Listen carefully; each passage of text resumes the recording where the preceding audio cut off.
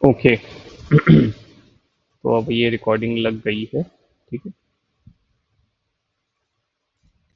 ये भी चलता है इसमें। अच्छा, ठीक है, ये तो सही है। हम्म।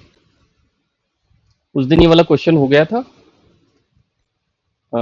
ट्रेडिशनल मैट्रिलिनियर नायर ट्राइब्स, ये तो हो गया था आई थिंक। और ये भी, ये तो खैर काफी पीछे जाना पड़ेगा।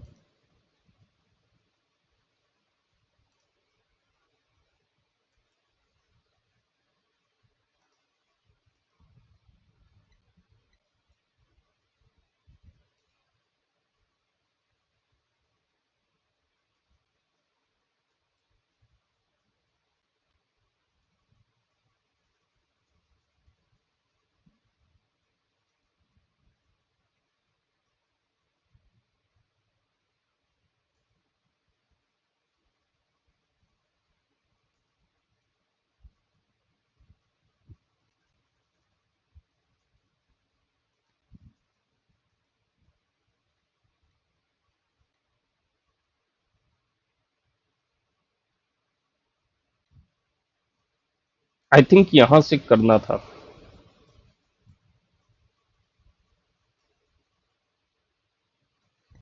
Okay.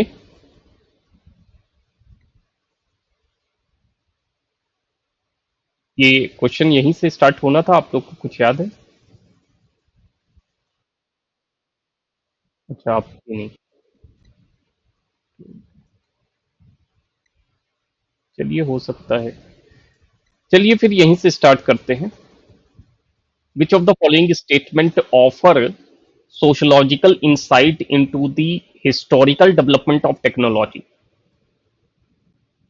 The first statement exactly talking about the social construction of technology, that is SCOT, purposes that technological artifacts follow a fixed and inevitable path of development. Second, technological determinism suggests that technology drives social transformation with little influence from culture or political context. Third, the Industrial Revolution represented a shift toward the mechanized production, fundamentally altering the social organization of labor. Fourth, the state intervention in post war scientific projects such as nuclear energy, space research demonstrate the politicization of technological advancement.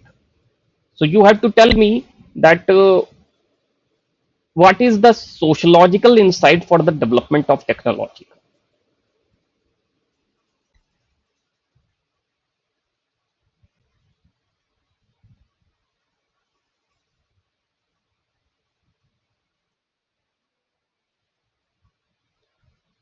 D option choose किया है शिवांगी जी ने।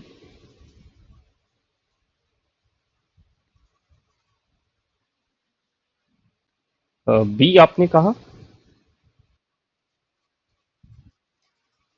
First, third और fourth, okay, option B.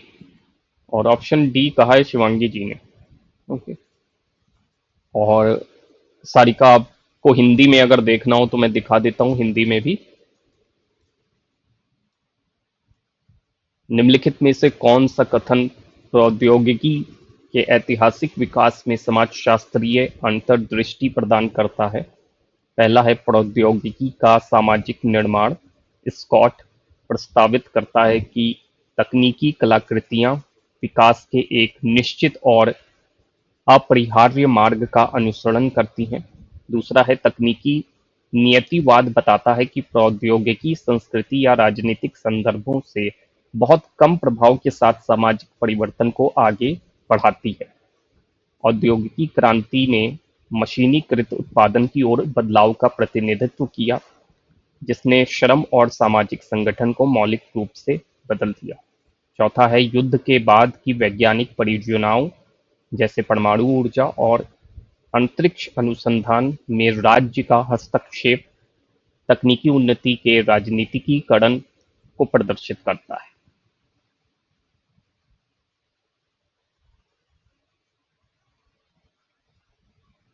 भी आपने भी choose किया है।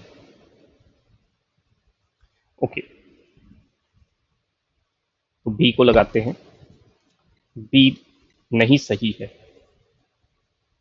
फिर डी को लगाते हैं जो शिवांगी जी ने चूज किया था। शिवांगी जी का आंसर करेक्ट है। सेकंड, थर्ड एंड फोर्थ सही है। यानी तकनीकी नियतिवाद बताता है कि प्रौद्योगिकी संस्कृति या राजनीतिक संदर्भों से बहुत कम प्रभाव के साथ सामाजिक परिवर्तन को आगे बढ़ाती है। तो पहला वाला इसलिए रॉन्ग है क्योंकि पहले वाले पे ये कहा जा रहा है कि स्कॉट यानी कि प्रौद्योगिकी का सामाजिक निर्माण प्रस्तावित करता है कि तकनीकी कलाकृतियां विकास के एक निश्चित और अपरिहार्य मार्ग का अनुसरण करती है। यानी कि टेक्नोलॉजिकल जो डेवलपमेंट है वो यहाँ पे ये कहा जा रहा है कि वो स्टैटिक होता है, उसमें बदलाव नहीं आता। और एक तरीके से जो स्कॉट की यहाँ पे बात करी गई है जिसको हम सोशल कंस्ट्रक्शन ऑफ टेक्नोलॉजी कहते हैं, वो टेक्नोलॉजिकल आर्टिफैक्ट्स की बात करता है जो कि फिक्स्ड है और बदली नहीं जा सकती, अनअवॉइडेबल है। तो ऐसा तो है नहीं।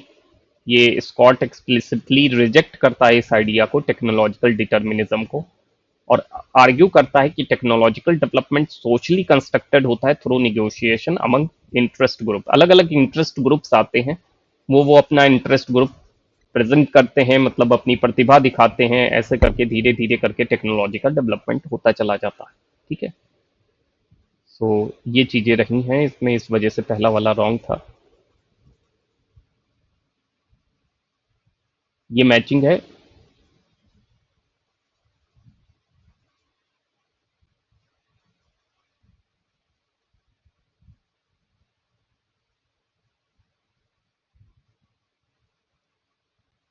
हम्म,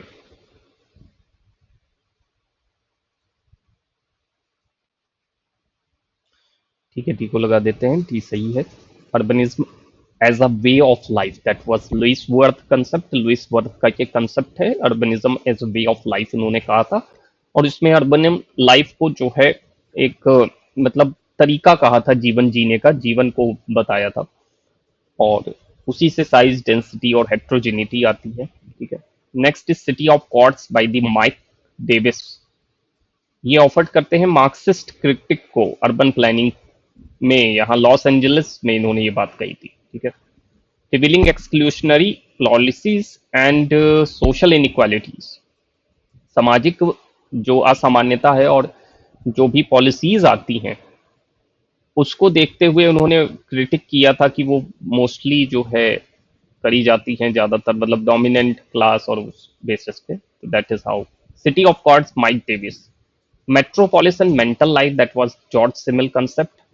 George Simmel explored how urban environment influence individual consciousness. तो जॉर्ज सिमिल यही कहते थे कि किस तरीके से अर्बन इन्वायरमेंट इन्फ्लुएंस करता है इंडिविजुअल के कॉन्शियसनेस को, introducing the concept of blasé attitude. Okay. And urban villagers by Herbert Gans. Okay. इसमें अर्बन वर्किंग क्लास कम्युनिटीज को, specially Italian American in Boston, maintaining strong social ties, उसके ऊपर इन्होंने जो है ये काम किया था। ये तो पैराग्राफ है, आई थिंक अब पैराग्राफ ही इसमें बचे हैं। नहीं है क्वेश्चन, ये क्वेश्चन।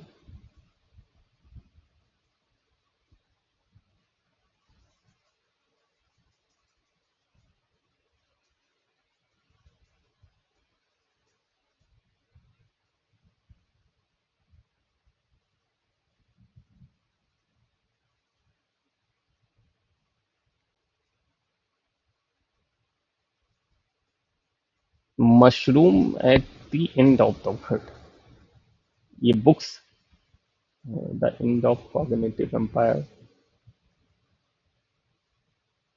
अलग थिंकर हैं इनका, शायद इनका नाम नहीं सुना होगा आपने।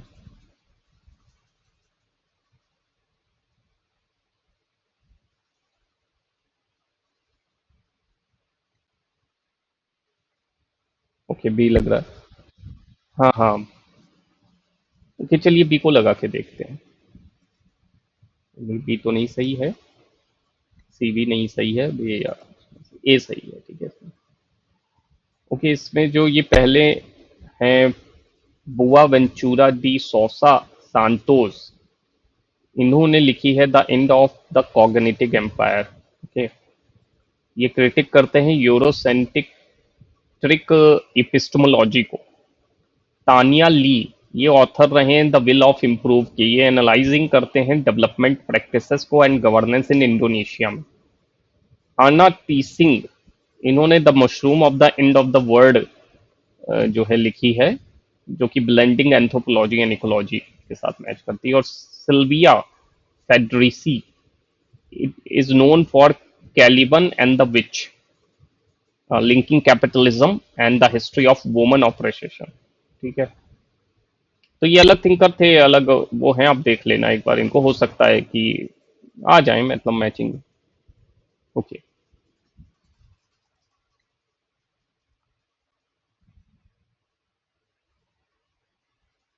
okay, filling the blanks with the correct type of capitalism. Capitalism is characterized by minimal government intervention in the economy, with market forces largely left to regulate themselves, commonly seen in liberal economic system.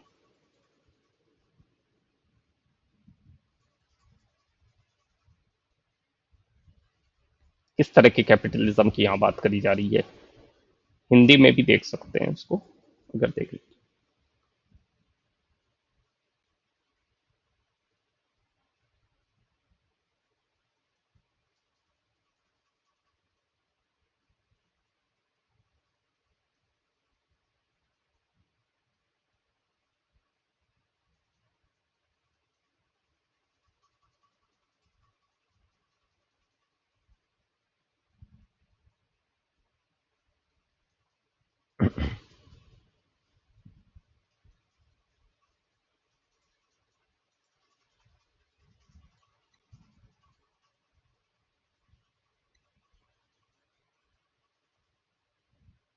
Okay, B आप कह रही हैं laissez faire capitalism.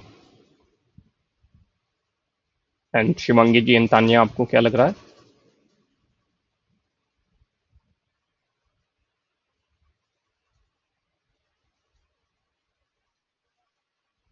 Okay, laissez faire capitalism.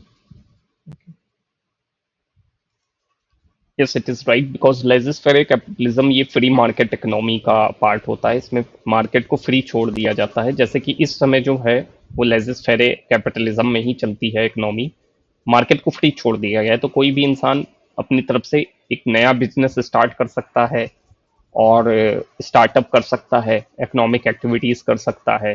ठीक है, तो market को इसमें free छोड़ दिया जाता है। ये न्यू लिबरल इकोनॉमी में ही आता है मार्केट को फ्री छोड़ देना।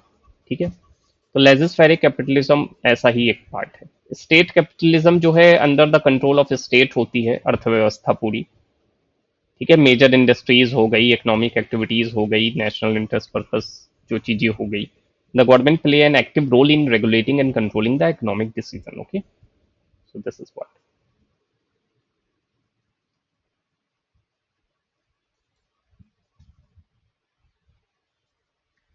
Jacques Derrida concept of deconstruction primarily involves.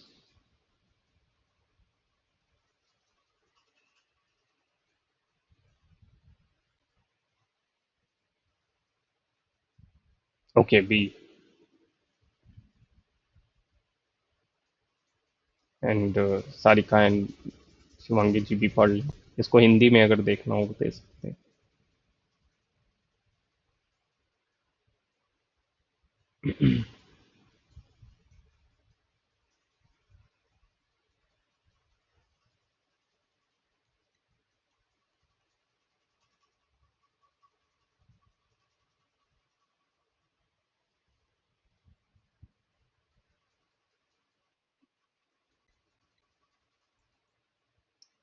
Okay, B is the right answer. Derrida deconstruction is a critical method of analyzing text and ideas by challenging the traditional assumption for fixed meaning, binary oppositions, and hierarchical structure. Jacques Derrida का जो deconstruction का concept है वो इस method पे है कि कैसे आप एनालाइज करें किसी भी टेक्स्ट को, आइडिया को, और वो चीजें आप एनालाइज कर पाएंगे जब चैलेंज करेंगे ट्रेडिशनल एजम्पशंस को जो कि फिक्स्ड हैं। जैसे कि फिक्स्ड मीनिंग वाली चीजें हो गई, बाइनरी अपोजिशंस हो गया, या हायरार्किकल स्ट्रक्चर जो चलता रहता है समाज में वो हो गया। Derrida argued that meaning is always fluid, contingent, and deferred, and that the text contain internal contradiction that undermine their supposed stability. Derrida argue करते हैं कि जो मीनिंग होती है, जो अर्थ होता है, वो बहुत ही ज्यादा फ्लूइड होता है, मतलब एक तरीके से स्टैटिक नहीं होता है, डायनेमिक होता है, कॉन्टिजेंट होता है, ठीक है, चलता रहता है, और डिफर्ड होता है, अलग अलग होता है, मतलब, ठीक है। And the text contain internal contradiction that undermine their supposed stability. और जो टेक्स्ट होता है, जो लिखित वाली चीजें होती हैं, वो कहीं ना कहीं एक इंटरनल कॉन्ट्राडिक्शन रखती हैं, यानी आंतरिक जो है मतभेद होता है उस चीज को लेकर के, और स्टेबिलिटी इसीलिए अंडरमाइन रहती है, नहीं आ पाती है। दिस अप्रोच इस emphasizes the complexity and stability of language and meaning. ये जो इनका डिकंस्ट्रक्शन का कंसेप्ट है, ये कहीं ना कहीं लैंग्वेज और मीनिंग, जो उसका अर्थ होता है, उसकी कॉम्प्लेक्सिटी और उसकी इनस्टेबिलिटी यानी अस्थिरता को दिखाता है। ठीक है, तो ये था इनका concept.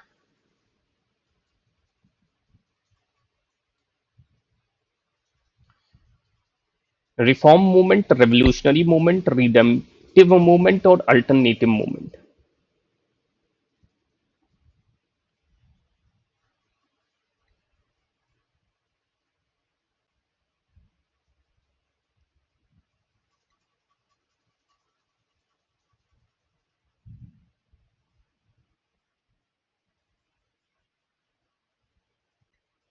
Hmm.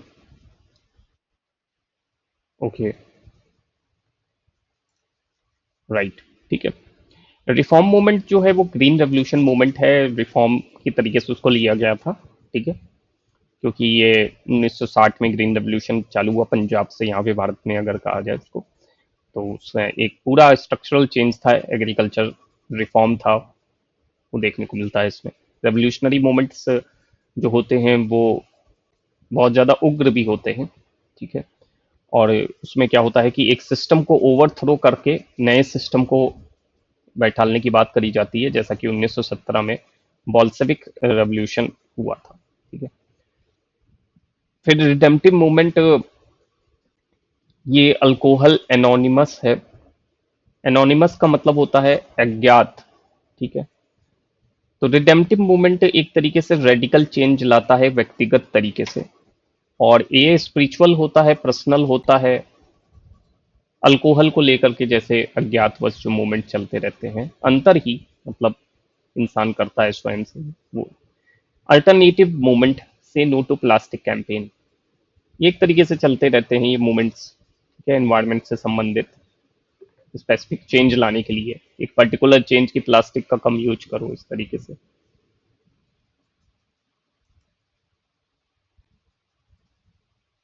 Which of the following statement accurately reflect different theoretical contribution to social and cultural ecology?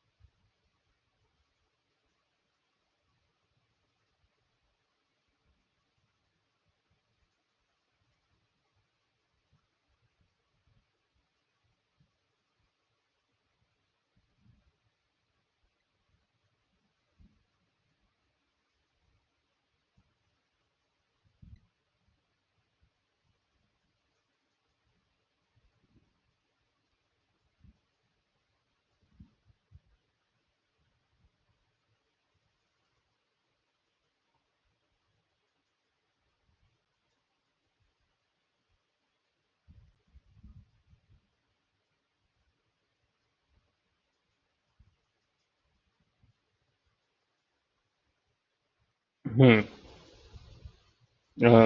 B option आपने चूज किया।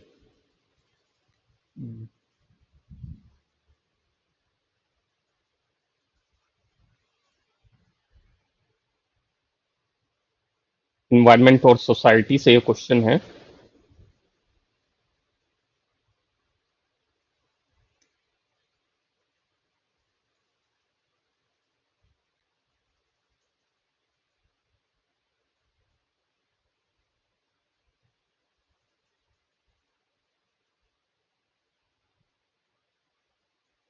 यस। हिंदी में अगर मैं हिंदी में भी इसको एक बार दिखा देता हूँ, रुकिए।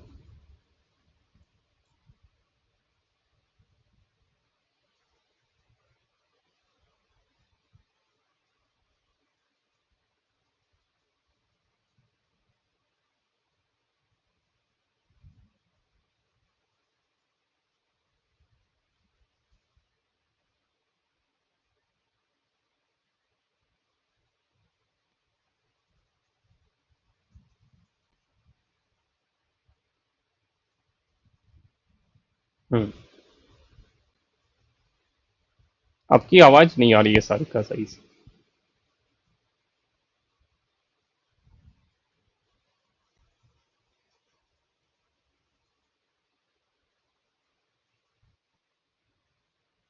Okay, B. सारिका, आपने भी बी ही कहा था। Okay okay. ठीक है, बी लगाते हैं।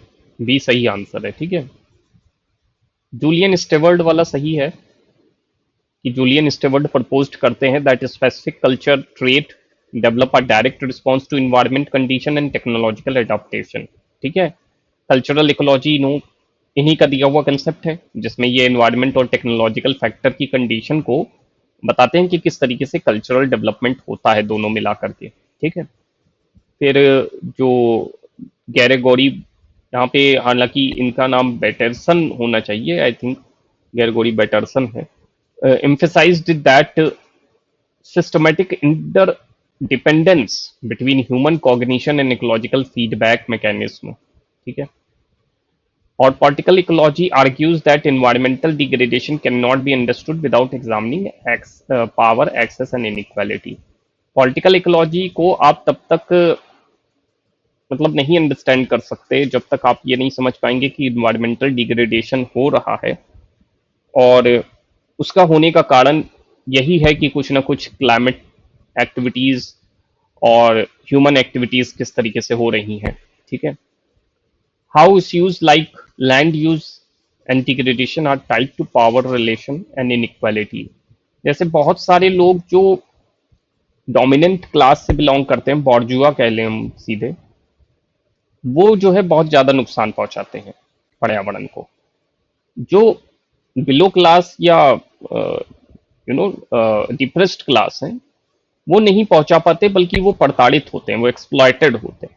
देखिए इस समय अभी जैसे चाहे फ्लड्स आए, चाहे मतलब हैवी रेन हो, चाहे बहुत ज्यादा हीट स्टॉर्म हो, सबका ज्यादा इम्पैक्ट पड़ता है डिप्रेस्ड क्लास पे। जो लेबरर्स होते हैं, जो रोज काम करने जाते हैं बाहर, उनके ऊपर ज्यादा जो है असर पड़ता है इस चीज का। तो वही चीज ये दिखाती है। ओके, आप लोगों ने इसका आंसर कैसे पहचाना था?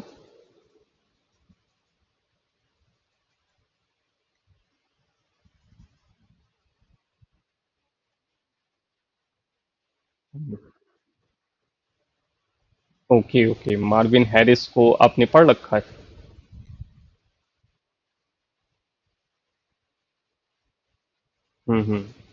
Right right right. Marvin Harris approaches links ideological structure as independent variable that shape ecological practices. तो मार्विन हैरिस जो थे, अब उसको मान लीजिए नहीं पढ़ा है, ठीक है, तो तब भी आप इसका आंसर हाँ जज कर पाए, क्योंकि आपको दिख गया कि आइडियोलॉजी जो है वो डिपेंडेंट वेरिएबल्स पे होती है, इंडिपेंडेंट वेरिएबल्स में नहीं। और इसी से शेप्ड करा जाता है कोई चीज को, इकोलॉजिकल प्रैक्टिसेस को। That is why. ओके।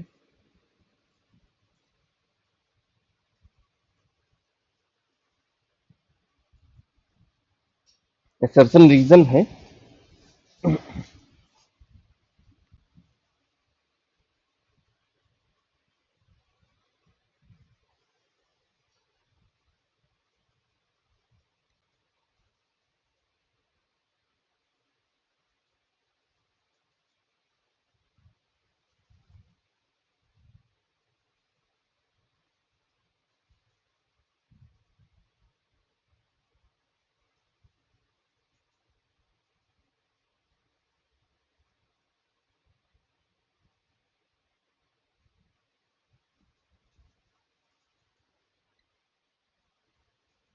हाँ, हिंदी देख लीजिए।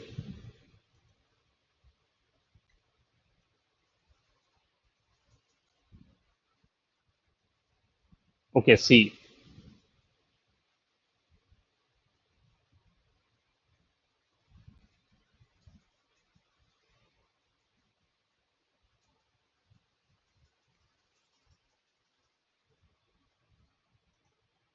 सही है, आप लोग समझ पाए। पूर्ण रूप से जो है स्टैटिस्टिकल डाटा के ऊपर या सर्वे के ऊपर भरोसा नहीं कर सकते। मतलब करते तो हैं अपनी तरफ से, लेकिन संपूर्ण तरीके से उसी के ऊपर चीजें सौंप देना ऐसा तो नहीं होता है। रिलाई कर देना उसी के ऊपर, ठीक है। So that is why. Which of the following statement most accurately reflect Harold Garfinkel's ethnomethodological understanding of accounts and accountability?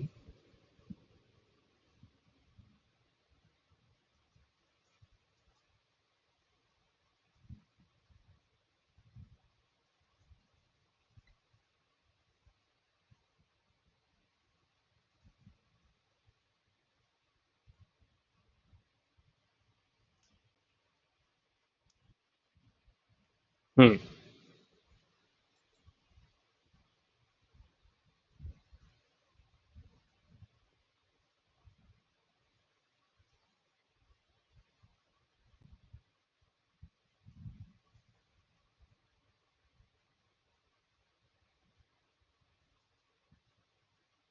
Okay.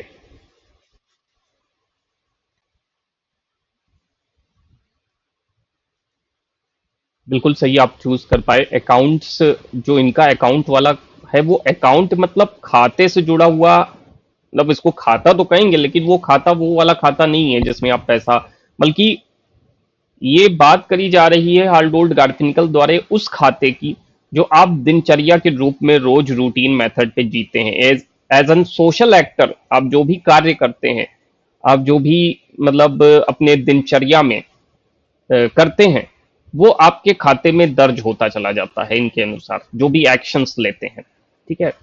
और वो एक्शंस कुछ भी हो सकता है। काम करने का, मतलब किसी से डील करने का, different kinds of actions what ever you have perform in your daily life, and that is social action mostly, that maintain your social order, your routine, or your mundane activities, that is registered as an account according to Harlow Garfield. Okay.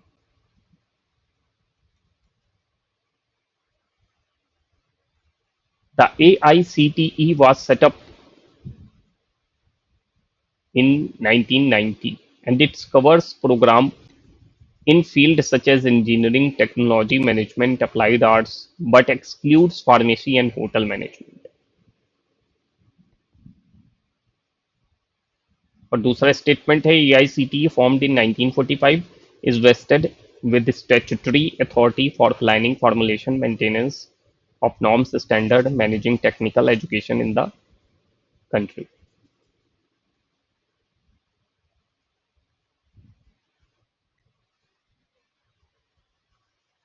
Okay, B.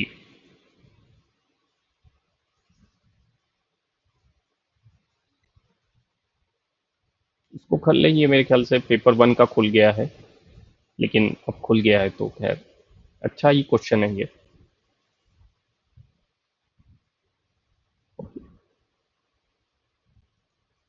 B is the right answer. कुछ question चलिए paper one के ही कर लेते हैं, उसमें कोई घबराने वाली बात नहीं है, ठीक है। तो हमारा एक प्रैक्टिस भी रहेगी पेपर वन पेपर टू की। तो ये क्वेश्चन था AICTE यानी all India council for technical education, जो कि 1945 में बनी थी। ये भी क्वेश्चन पूछा जा सकता है कब बनी थी, तो 1945 में बनी थी। और टेक्निकल एजुकेशन है तो टेक्नोलॉजिकल जो नॉलेज है, यानी जो टेक्निकल इंस्टीट्यूट्स हैं वो बनाने का कार्य ये करती है, उसको लाइसेंस देने का कार्य करती है। और ये एक संवैधानिक अथॉरिटी है, स्टेचुटरी अथॉरिटी है, जो प्लानिंग करती है, फॉर्मुलेशन करती है, मेंटेनेंस करती है नॉर्म्स और स्टैंडर्ड्स का technical education in the country. Okay, so 1945 in technical education in the country. Next question. Entropy, prime time, yellow journalism, multimedia.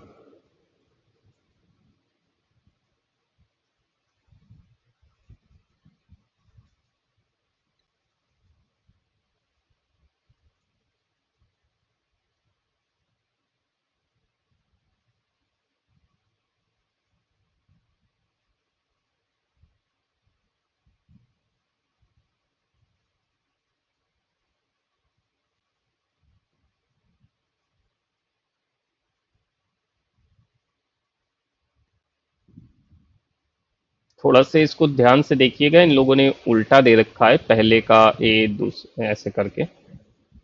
तो ए बी सी डी इनको इधर देना चाहिए था, लेकिन उधर दे दिया है। ये डी चूज किया है।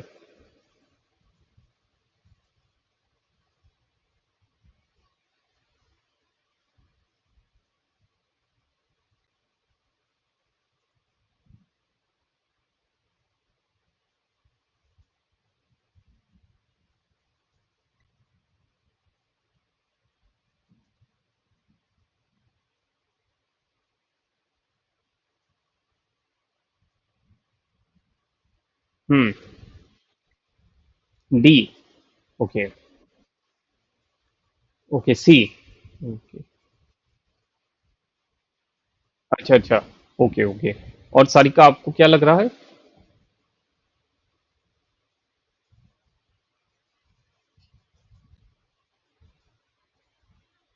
अच्छा Sarika.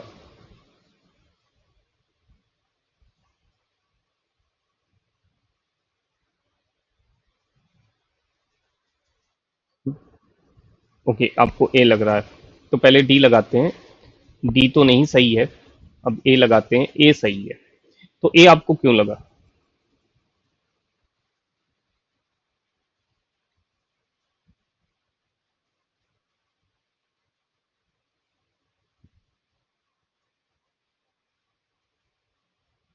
Right right.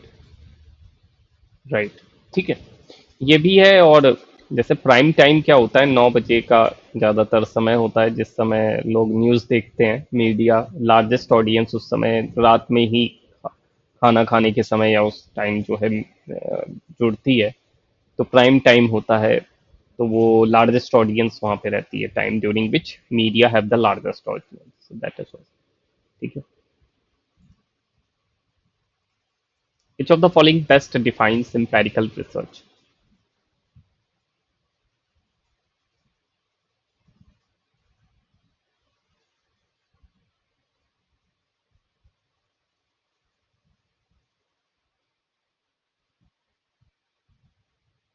Hmm.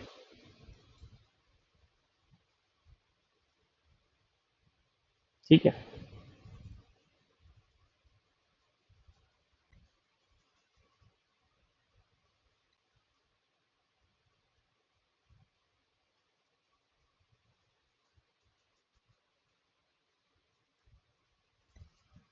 Which of the following best define empirical research?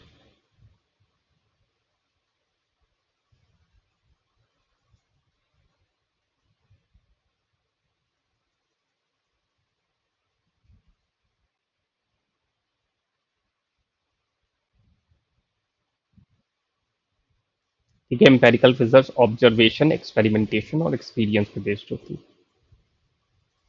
Which of the following role are assumed by a teacher during group activities?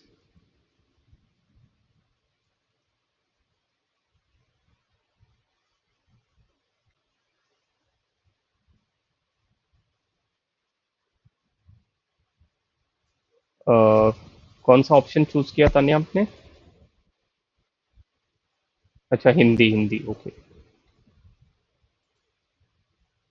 कि समूह गतिविधियों के दौरान एक शिक्षक द्वारा निम्नलिखित में से कौन सी भूमिकाएं निभाई जाती हैं? पहला है एक अधिकार व्यक्ति, एक प्रतिनिधि, एक सुविधाकर्ता, एक तानाशाह, एक संसाधन व्यक्ति।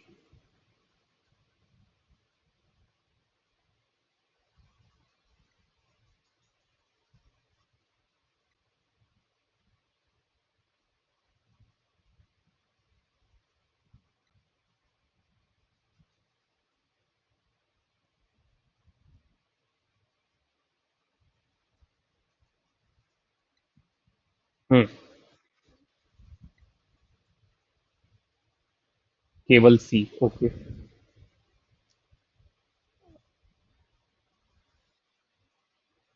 इंग्लिश में कर देते हैं।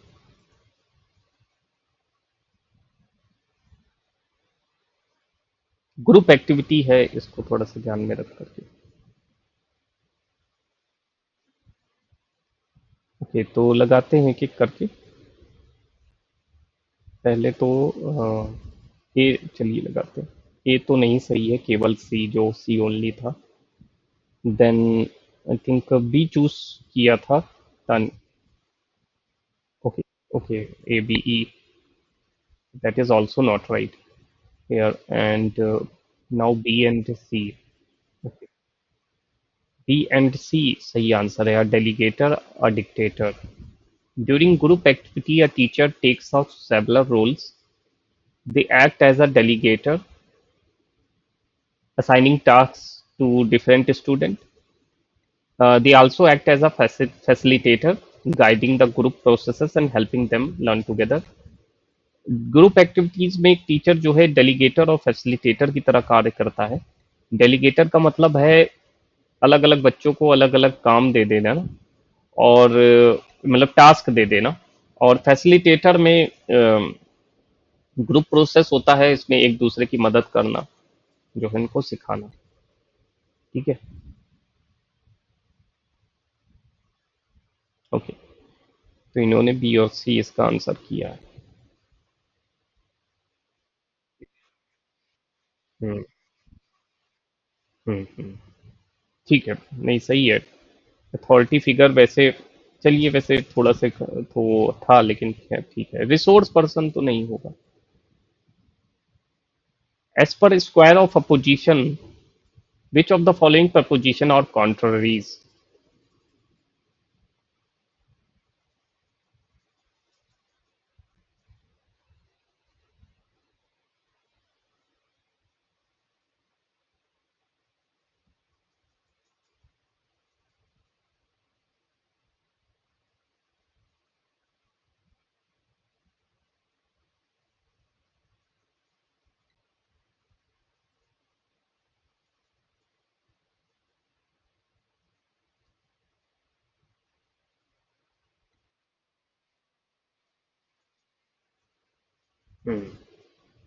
कॉन्ट्ररी। हाँ।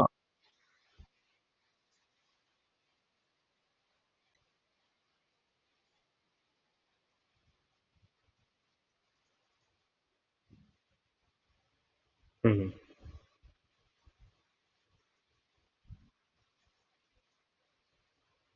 हम्म। आइए देखते हैं। राइट, राइट है। हाँ, तो उसमें नो होना चाहिए।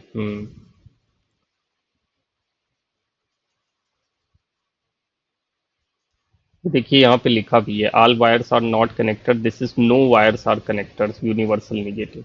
ठीक है, जो शिवांगी जी आप कह रही हैं वो चीज यहाँ पे लिखी है।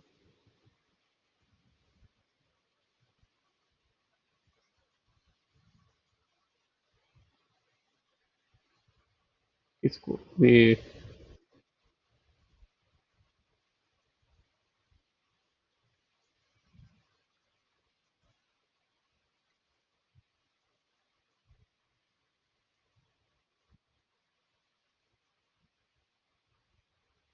हाँ, हाँ, हाँ।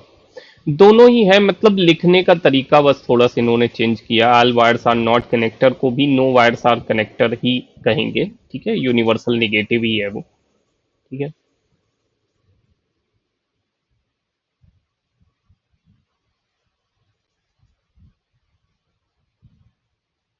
आई थिंक ये हमने किया था इस तरह का क्वेश्चन।